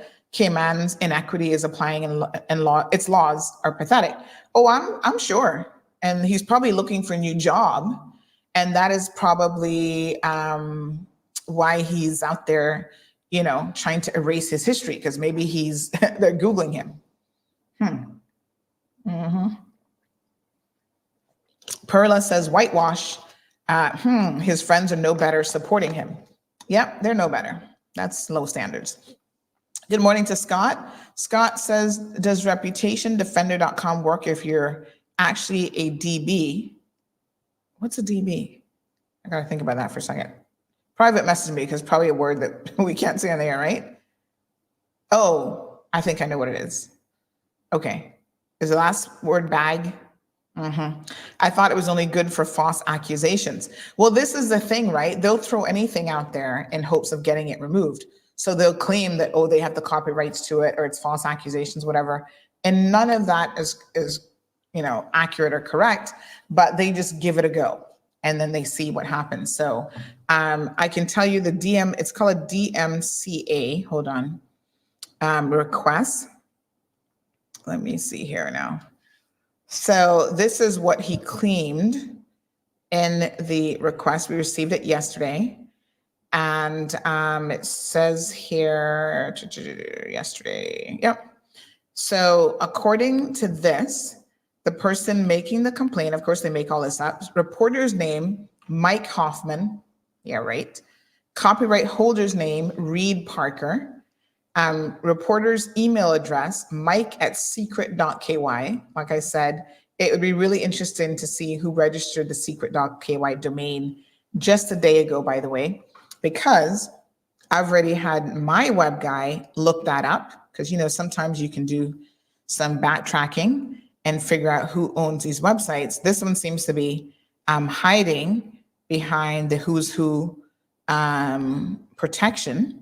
So let me just show you some of the information here. Because, oh, does that mean deadbeat? Oh, I thought it was something else. Somebody said DB means a deadbeat. Oh, I thought it was something else. All right, well. So let me just show you this website, the details that we've been able to pull up here. So we have the fact that it was registered literally a day ago. So funny. Yep. So it's Uniregistry, uniregistrar.com. That's the Uniregistry Corp. Of course, there's their information. It was actually created 1.206 days ago, looks like. Oh no, my apologies. It was created, that's a comma, not a period. It was hard to see in here. It was created in March of 2020, expires March of 2024, updated on the 16th of this month.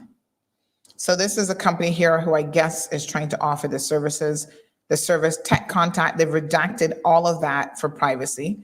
So of course they don't want people to know who's behind this, but their name servers, they're with HostGator.com. So that's their hosting company. You know, we might reach out to their hosting company for them making a fraudulent request. So according to this, their IP address is coming out of Utah, Unified Layer. So sometimes they're hiding behind different layers. It's not always easy to tell exactly where they're at. And it says for the hosting history, they have 3 changes on 3 unique name servers over 8 years. Oh, believe me, if we were really motivated, we could find out exactly who's behind this. But it's very possible that he could be using one of these so-called services to try to get this done. You can imagine paying somebody else to try to erase your tracks online instead of just doing the right thing. Wow, totally shocking. Siobhan says, imagine doing dirt and now trying to cover it up. Yep, they do it. The thing is, most Caymanians don't even think of this, or they don't have the resources to try to do this sort of thing. This is only the second time that it's happened, and we've been around almost 7 years now. And it's so funny because both of them have been Canadians, but let's not get into that. We won't talk about the Maple Leaf Mafia around here.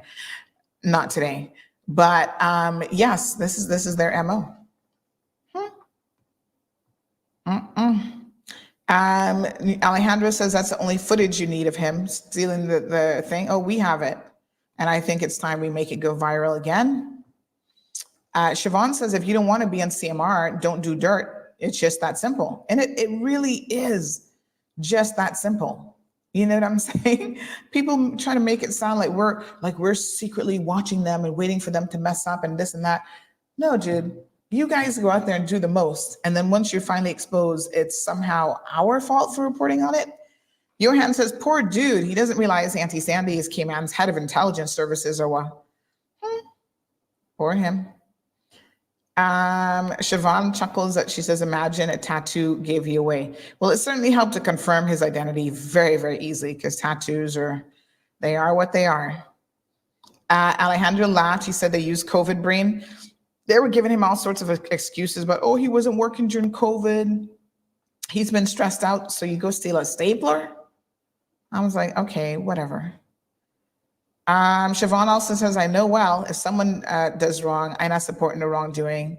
I don't care who they are. Are the phone lines ringing today?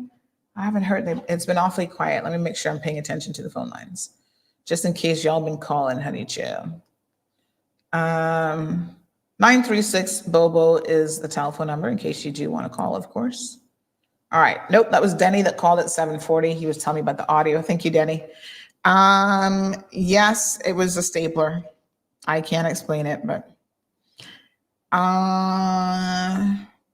I've heard a woman in Canada was diagnosed with climate change, and we all have a high chance of feeling the same symptoms. Okay, Alejandro. Good morning to Miss Sue.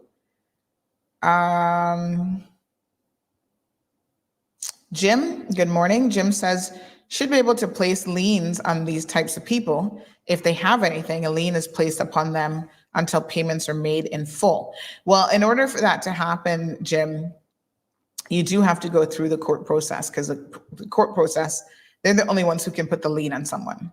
So yes, in relation to Jaron, that young man, Mr. Clark, Mr. Grant, is now starting the process. Yep, people just assume that you're going to just let things slide, I tell you.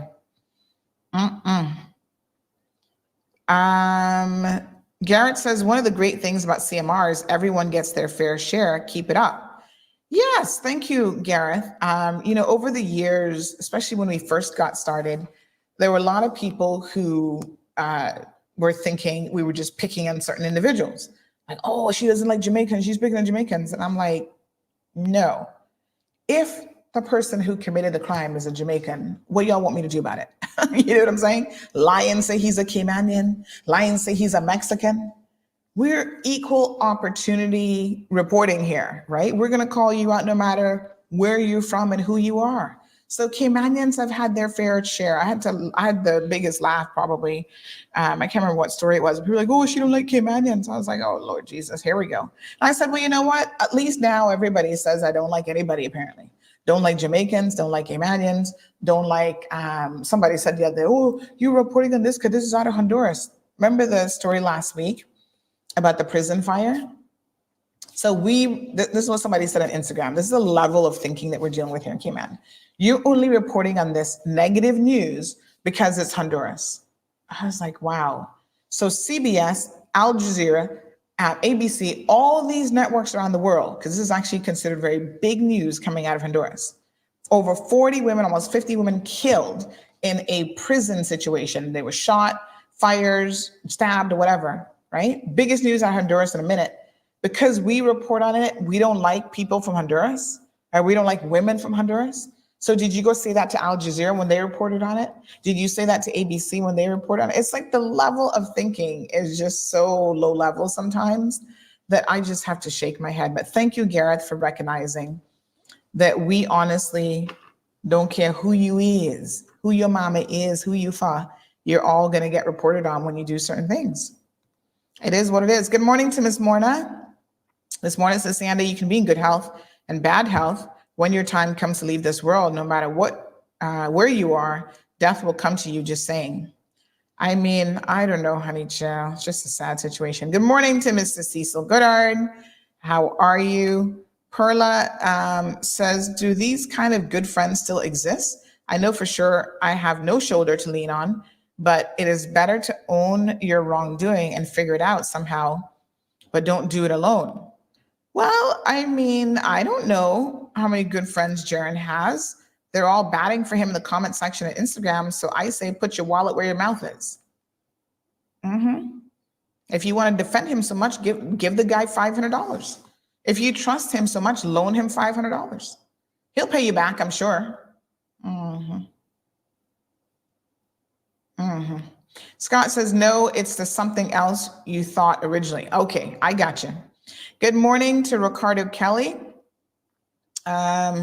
He says that's why when you're doing business, you keep your beak closed until you organize. There are people looking to make a quick buck, make you pay an arm and a leg for your domain. Yes, I mean, there are people who used to, I guess it still happens. They used to like name grab domains. That's one of the reasons why celebrities like, the Kardashians and stuff, they don't ever tell you what baby names they're thinking about anymore because they don't want you to go domain grab it. And then all of a sudden you're like, oh, you can have this name for like $1 million after they've decided what the baby name is going to be. So what they do is they decide on a name, and you can see they've changed names sometimes, some of these kids, right? They decide on a name and then they go secure all of the accounts for those kids. So they secure, what's the latest one? It was Wolf, and then they changed it to something else. I don't even know. So they would have gone and secured Wolf. What's the father's name? I don't even know what these people. Say Wolf Jenner. I know that's not his name because he took the father's name. Whoever, Scott, what's his name? Scott, whatever, the rap guy. I don't know what his last name is, but whatever. So they'll go and secure that domain name before anybody else, to Ricardo's point, is able to grab it. Okay, let's talk a little bit, because I'm only going till 9:30 on vacay. So let's talk a little bit about some other concerns that were being raised over the weekend. I do want to get to the caregiver one, but I need more than 15 minutes for that. So we'll leave that one until tomorrow. We'll start it with that one tomorrow. One of the ones that I received over the weekend that was very, very concerning, there was an accident with one of these delivery trucks and another, looks like a car. In that instance, somebody was saying a car was at fault because the car driver literally ran right into the big truck. And it appears that he, I don't know, bad driving, drunk driving, only God knows. But then I started getting messages about some of these trucks in general. And here's one that someone sent in. And this was information that was received, and this really made me pause and think about this.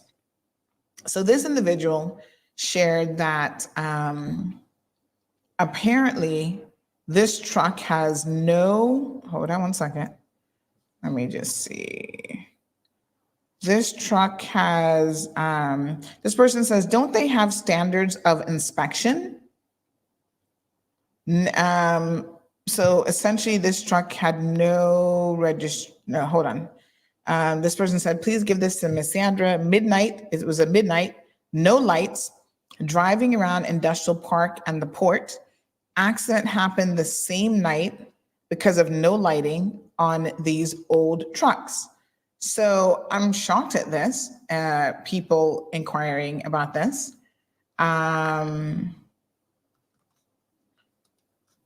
You know, all vehicles are supposed to be roadworthy, but you would think these delivery trucks, and again, I don't know who this particular one is registered to, but these delivery trucks should definitely have working lights, brake lights for sure. And the fact that someone is messaging saying that they don't, and they're driving around at midnight between the port and wherever their final point of destination is, really begs the question, who is inspecting this stuff? You know, it's not the port's responsibility. They're not DVDL, and they're certainly not the police. So, but it still makes you wonder, a truck comes in there with no visible lights, they're leaving, hauling off and whatever. Is someone not saying to them, dude, you have no working lights, you need to get this fixed? Because you're an accident waiting to happen at midnight, 12 o'clock in the morning? I don't know, but this can be a very, very dangerous situation. We have to be compliant. These trucks carry oftentimes a real heavy load. And when they hit you, it's not going to be the same impact as a car hitting you, even if they're doing the same or lesser speed, because of the tonnage that they have, you know, both load and just the tonnage of the actual vehicle itself. So Ms. Sue, thank you very much for that. Right. Okay, so who is responsible for inspection? I'm assuming the police would have to be stopping these vehicles and actually giving them tickets. Might I make a suggestion to the RCIPS? Consider going down by Portland Road one evening, just having an officer station there. You might find that your issuance of tickets for that night could really help your budgetary concerns. See how many non-compliant trucks are driving out of the port. You know, see how reckless, I understand that some of them are actually driving, endangering people's lives, and issue some fines. I'm shocked that companies who operate these big vehicles would not see the need to remain safe on our roadways at all times. What a hot mess. Let me see here now. We got some comments. So let me tell you all a little bit about, oh yes, this person says, Charles is George Ebanks' nephew. Just saying, doesn't mean anything bad. Charles is a very smart young man too. Oh, that's his nephew, okay. He's a Bush. Are you sure? I don't know. There's all kind of mixed up with Caymanians. Oh, speaking of mix up, let me say this really quickly. This is such a funny story. You guys know I've done 23andMe. I'm going to do the other one as well. I need to get the other kit. So my really good friend, BFF, for 20 something years, recently decided that she was going to do, because she heard me talking about the 23andMe test, that she wanted to do it as well. So the funny thing is, I actually bought her the test for Christmas last year, but for some reason, the first one never made it to the processing center. The second one never made it. Well, it made it and then it got lost. We don't know. This is like the third test now. Just super, super weird, right? I'm like, girl, there must be some test results that somebody in the universe doesn't want you to know anything about. So she submitted her her test for the third time now, finally got the results, and guess what? She messaged me and said, is this you? Because I don't have my full name. I just have, like, I think Sandra H or whatever. She's like, is this you? And I was like, oh, I don't even know. Let me go look. We're cousins. Turns out Mary is my cousin. Do not ask me how the connection go, but I was so shocked. Like third or fourth cousins too, like not that far off. I was like, what? Caymanians, first of all kind of mixed up. West Bay. I had no idea that my West Bay connections were so deep rooted. I'm telling you, I'm related to everybody in West Bay now. So look at that. Mary and I are actually cousins. So big shout out to cousin Mary this morning. So Jadine Daniels says, why capitalize on a small wrongdoing? Human beings make mistakes, more worse than others. I can assure you everyone here has. Okay, and your point would be, should we not be giving grace? I'm sure there's not a moment he doesn't regret it. Good people make mistakes. Let's not suck out people's souls and let them move on. Talk about some pressing issues rather than waste time. Okay, Jadine. Once again, whitewashing this situation. This is the first time you've probably ever been on the show making this absolutely ridiculous comment. If you know anything about the platform, we're all about grace, but we're also about accountability first and foremost. People will be shown grace once they accept their wrongdoing. What you have with this gentleman is that he refuses, Reed Parker refuses to acknowledge his wrongdoing. Instead, what he's now trying to do years later, because when was this story even reported? This is back in 2021. So some 2+ years later, he's now trying to erase his entire history. Instead of just coming forward and apologizing and say, listen, I made a stupid mistake. I done a stupid thing. No, he's going to go and try to lie on us about, oh, we're using this and he has the copyright to it and blah, blah, blah. No, Jadine, is that the name we're going with today?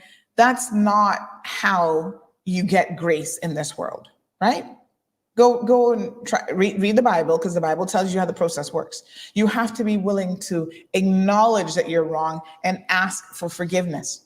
Humble yourself. Don't try to, somebody calls you out for your wrong. Don't try to say, oh, they're the problem. Yes, we have all done things that we're not proud of. Some of us have done criminal acts even, right? But with no accountability, there can come no forgiveness. I'm sorry. That's just not how it works. People double down. And so the only reason why he is being talked about again today is because, again, his own actions of trying to have something removed when he knows he's in the wrong and he shouldn't be doing that. So Alejandro said it's called slackness.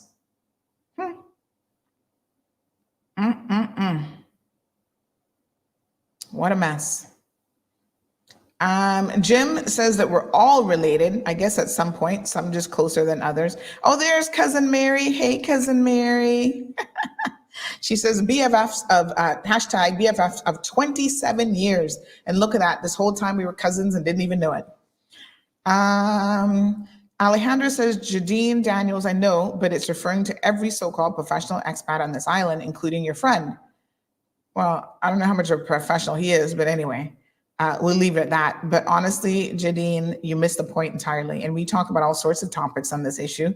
Some people might find some of more interest than others. It just is what it is. But this is no less, the implications of what this is really all about is no less important than other things. Because you see, when you see the underlying issues here of how some people believe that they play by a completely separate set of rules, that is problematic. That's one of the biggest things Caymanians have with you all expats, and you don't get it. That you all believe the rules are they're not made to be followed by you, right? So you guys do whatever you want, and because you're from Victoria, British Columbia, you get to do something different. No, you don't. The same way I don't see you on here defending Jaron or anybody else, talking about, oh, let's forgive their little mistake, right? Like I said, this is the first time you even came on here to talk foolishness. Everybody has to be held accountable, even me. That's just life. It is what it is. Alejandro says, this is equality. Yes. Miss Marlene says, acknowledge you're wrong instead of trying to justify it, right? Are you trying to just brush it under the rug and move on quickly? Miss Debbie says, you've been blessed to have Pesse as a best friend. Another fire sign, Saggy. I bet you're a fire sign as well. Spoken by Saggy, best friends. My best friend is a Leo. Well, y'all know I'm a Leo, honey, chill. Fire upon fire. Yes, Miss Debbie, you got it. Of course I'm a fire sign. Wouldn't have it any other way, I suppose. Hot mess. Yeah, we got a birthday coming up in August. Super excited. It's the big one. I would love to be able to say we can party like there's no tomorrow, but probably not. I don't know. All right. Alejandro says, if you got a job, be a professional at what you do. Thank you very much.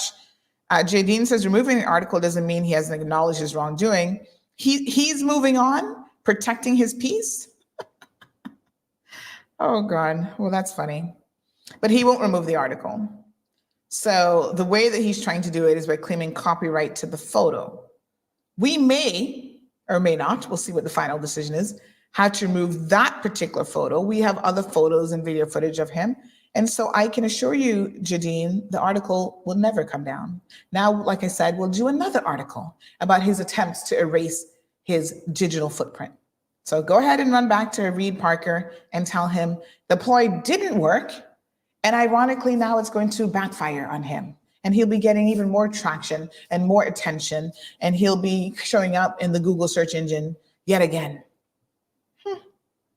What a hot mess. Alejandro says, welcome to communism, Cayman. Are we going to accept it? Yeah, boy, not me. She's wishing me the same peace. Oh, thank you. You're such a sweetheart.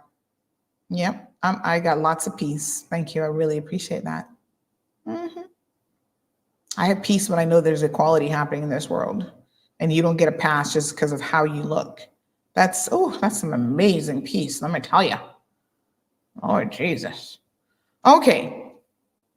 Y'all are so funny.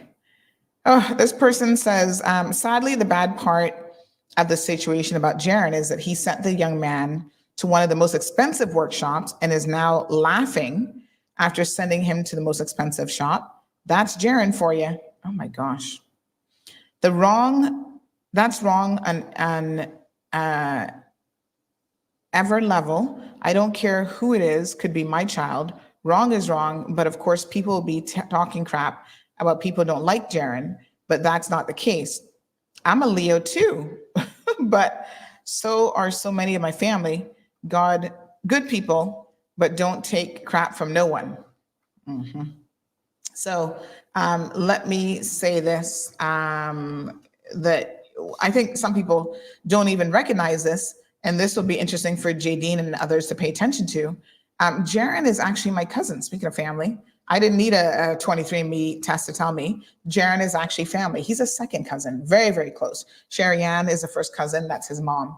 And once again, as I've always said on this platform, accountability is accountability is accountability. It doesn't matter who it is. My own sibling, Jadine, pay attention now. My own sibling, my own sisters have been featured on CMR. Nieces and nephews have been featured on CMR. And I feature them with the same impartiality as anybody else.